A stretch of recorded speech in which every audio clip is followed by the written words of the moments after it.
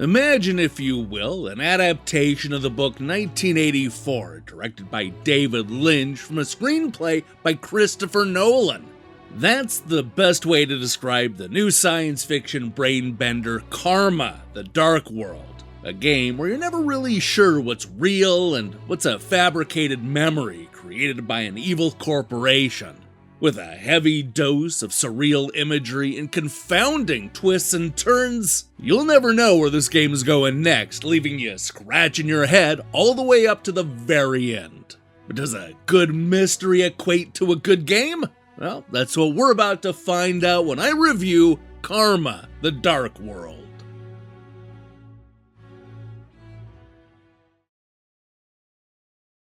Oh, where do I even begin?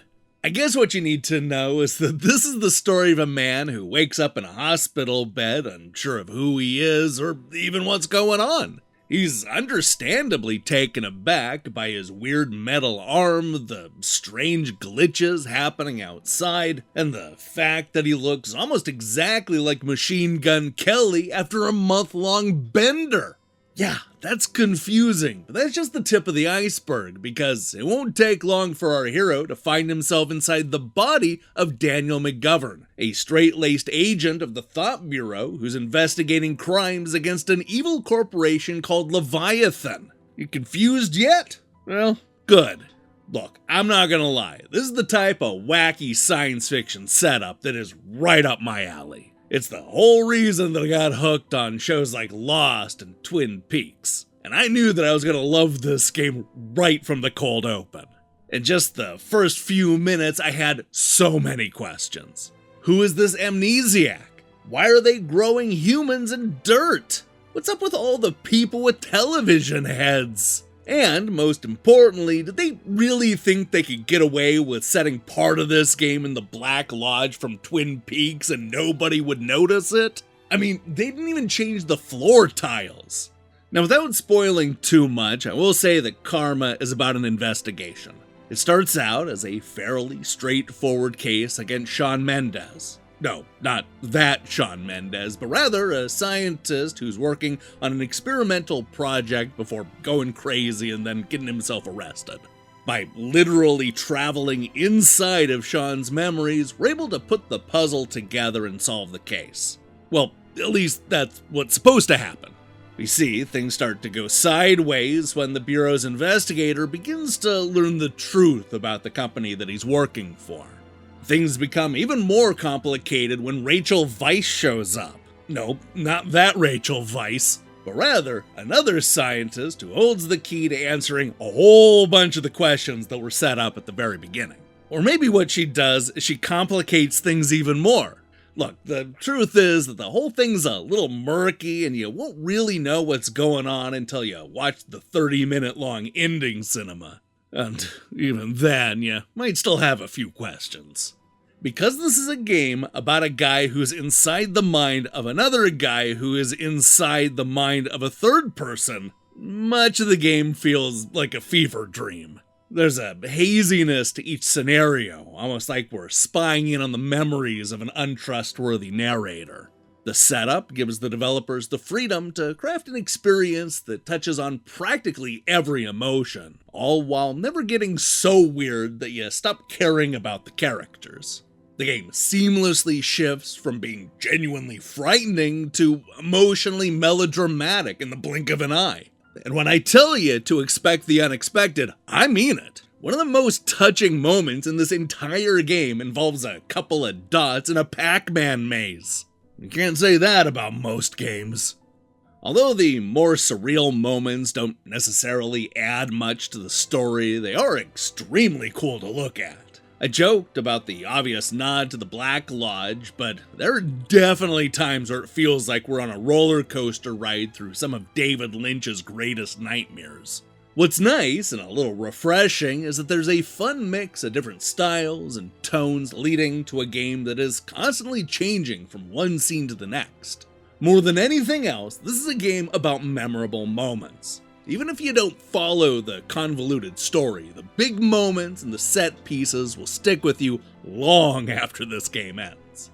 Despite the surreal levels and the dream logic, Karma is a pretty standard first-person narrative adventure. It's the kind of game where you pick up notes and diaries that help to fill in the backstory, all while you solve extremely simple puzzles in order to move on with the story. I will say that Karma does a better job at keeping the gameplay fresh than most games in the genre, which may, in fact, make this more appealing to those who normally avoid this type of game. For example, in one harrowing scenario, our hero will use a camera that not only allows him to see an alternate world, but also defeat the monsters within it. There are also some genuinely fun chase scenes, adding some exciting action to the horror and the melodrama. Best of all, the whole thing looks great. And I'm not just talking about the cool set pieces, but also the people and the whole dystopian world. Even the boring interiors are fascinating to look at, thanks to the retro futurism style and the technology. This game does more world building before the title card drops than some games do in an entire trilogy. And let me tell you, when those memorable moments hit, they look phenomenal. Now, on the downside, there were times where I wish that the roller coaster ride was a little bit more interactive. There are lengthy stretches of this game devoted to the story being told to you or just us watching cinemas. This is especially noticeable in the final act, where you solve a couple of very short puzzles before watching an ending that is somehow longer than a Charles in Charge rerun. If you're looking for a lot of action and puzzles, then you might end up being disappointed, because this first-person adventure is more interested in the story and the mystery. Speaking of which, I'm not sure how much sense Karma's story actually makes. Don't get me wrong, I was fully invested in the moment, but the more that I thought about it after the fact, the less sense it made. It also hints at a sequel that could be even more exciting, though also complicates my understanding of what happens in the game. I have a hunch that maybe a second play could help answer some of the questions that I had, but honestly, it's okay if there are some holes in this ambitious science fiction adventure. It's not the first time that would have happened. You know, the problem with reviewing a game like Karma is that I'm forced to talk around most of the best story beats and spoilers. At $25, I'd say the ride is well worth the price of admission. It lasts 4 or 5 hours, and let me tell you, those hours are packed with crazy and memorable moments that you won't soon forget. I'm only scratching the surface with this review. If you're a fan of this type of science fiction thriller, then you're going to find a lot to love about Karma: The Dark World.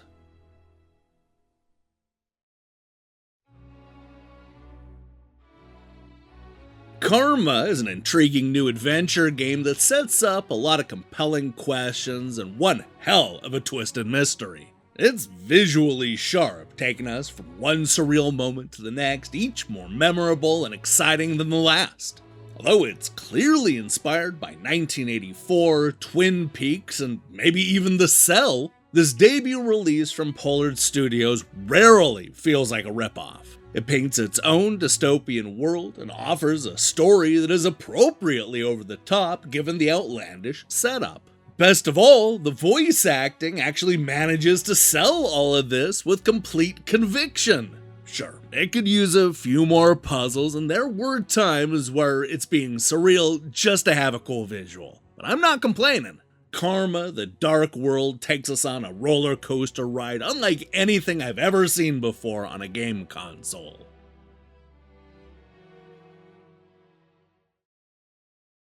Hey, thanks for watching my review. If you liked what you saw here, then you should know that we post new reviews and features almost every day. Now, here's the question I have for you. What is the weirdest game that you've ever played? You know, nobody remembers it, but that game Panic on the Sega CD was so gleefully weird in all the best ways. That was a game that probably would have done a lot better if it had come out a decade or two later. I don't know. Let me see your picks in the comments below. In other news, we're going to be back tomorrow with a brand new Review Crew episode. If that sounds good to you, then I strongly recommend you click that subscribe button and support what we're doing here. Until then,